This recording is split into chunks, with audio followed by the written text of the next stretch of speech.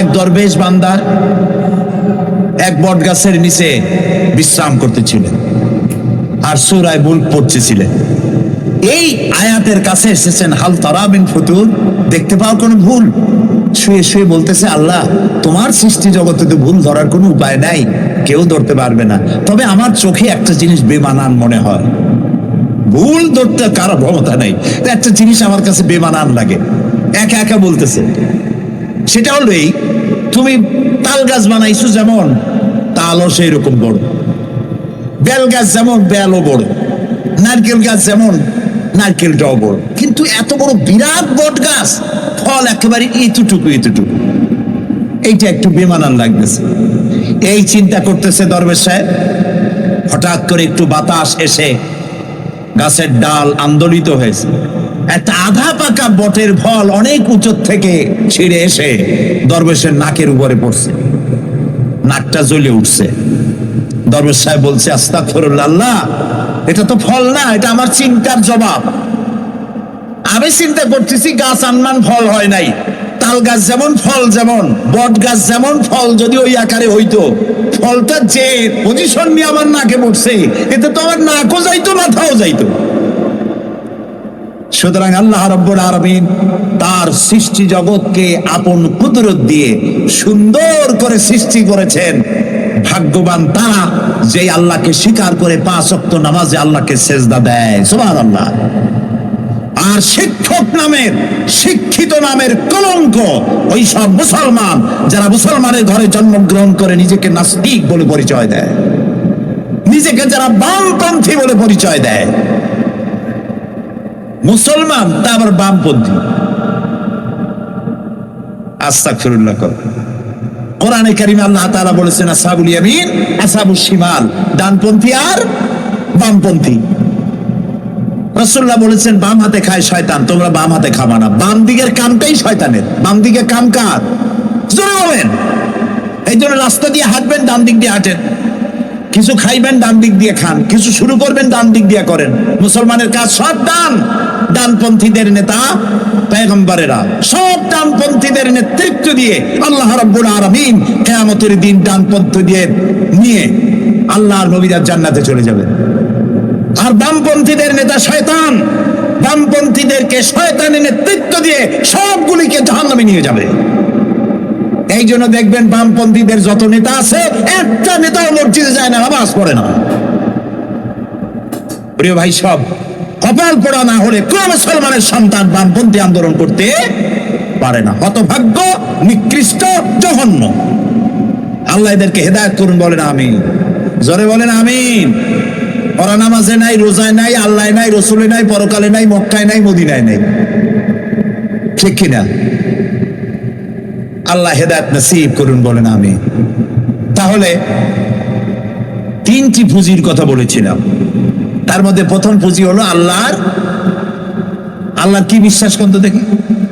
অস্তিত্বকে বিশ্বাস করা। এই অস্তিত্বের উপরে আমি আর আলোচনা করতে চাই না। আমরা বিশ্বাস করি আল্লাহ আছেন, ঠিক না? আচ্ছা, এবার প্রশ্ন করি, আল্লাহ আছেন, কোথায় আছেন? আচ্ছা, বুঝতে পারছি আপনাদের মধ্যে ইখতিলাফ হয়ে গেছে। কেউ বলছেন সব জায়গায়, কেউ বলছেন আরশে, কেউ বলছেন আকাশে। আর যারা বেশি বুদ্ধিমান তারা কোনো জবাব দেন নাই, চিন্তা করছেন কোনটা কইয়ে কোন জ্বালায় পড়ি। আল্লাহ রাব্বুল আলামিন কোথায় আছেন সেই প্রশ্ন আল্লাহ কি করা দরকার? আল্লাহ আপনি কোথায় আছেন এই প্রশ্ন আমরা করার আগে আল্লাহ রাব্বুল আলামিন কোরআনে কারীমের মধ্যে জবাব দিয়ে দিয়েছেন, আর রাহমানু আলাল আরশিস তাওয়া। সুবহানাল্লাহ। আল্লাহ সব জায়গায় আছেন এ কথা ঠিক নয়। কেন ঠিক নয় সেটাও বুঝাই দেই। সব জায়গা বলতে তার মধ্যে তো টয়লেটও আছে। সব জায়গা বলতে আরো বহুত খারাপ জায়গা আছে, আমি সে জায়গাগুলির নাম নিলাম না। তাহলে আল্লাহ কি সেসব জায়গা আছেন? বলেন নাউযুবিল্লাহ।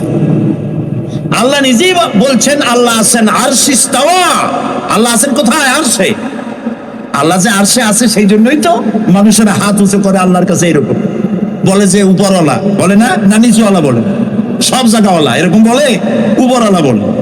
আল্লাহ আছেন আরশে, কিন্তু প্রত্যেক রাতে তিনি প্রথম আকাশে আসেন। সুবহানাল্লাহ, বান্দাদেরকে ডাকার জন্য আসেন। আল্লাহ সর্বত্র জ্ঞান রাখেন, তার ইলমের মধ্যে এক চুল পরিমাণ জায়গা আকাশেও নাই, জমিনেও নাই যে আল্লাহ রাব্বুল আলামিন ওই জায়গাটুকুন সম্পর্কে তাৎক্ষণিকভাবে অবহিত নন। এমন এক চুল পরিমাণ জায়গা আকাশেও নাই, জমিনেও। এটাই হলো আল্লাহ সব জায়গার জ্ঞান, তার ইলমের মধ্যে সব তিনি জানেন। এ কথা একটি ছোট্ট আয়াতের মধ্যে এভাবে বলা হয়েছে, وَيَعْلَمُ مَا فِي الْبَرِّ وَالْبَحْرِ وَمَا تَسْقُطُ مِنْ وَرَقَةٍ إِلَّا يَعْلَمُهَا। এই পৃথিবীতে জমিনের ভিতরে কি হয়, সমুদ্রের অথল তলদেশে কি হয়, সব আমি জানি। এমনকি এই পৃথিবীর কোন একটি গাছের পাতা যদি পড়ে যায়, কোন দেশের কোন গাছের কোন পাতা পড়েছে, সে খবর আমি আল্লাহর কাছে হয়ে যায়। এটি আমি বললাম, বানায় বললাম?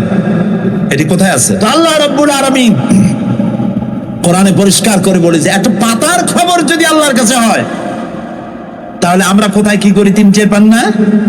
অবশ্যই টের পান। এটি আমাদের মনে রাখতে হবে।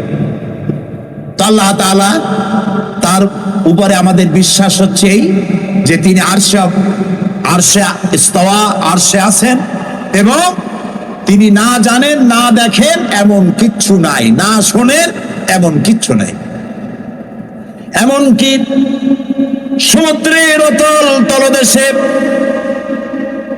ছোট্ট পাথরের ভিতরেও যদি একটি পোকা যদি পালায়ে থাকে, এমন পোকা যা মাইক্রোস্কোপ যন্ত্র ছাড়া দেখা যায় না, এমন একটি পোকা আটলান্টিক বা প্রশান্ত মহাসাগরের অতল তলদেশে থেকে যদি ক্ষুধার যন্ত্রণায় চিৎকার মারে, কেউ শোনে না। আরশের মালিক আল্লাহ রাব্বুল আলামিন বলেন, আমি শুনতে পাই।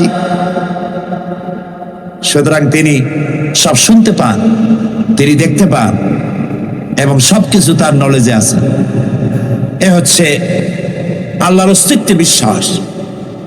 2 নম্বরে আল্লাহর সিফাতে বিশ্বাস। 2 নম্বরে কি বলেন? সিফাত মানে কি?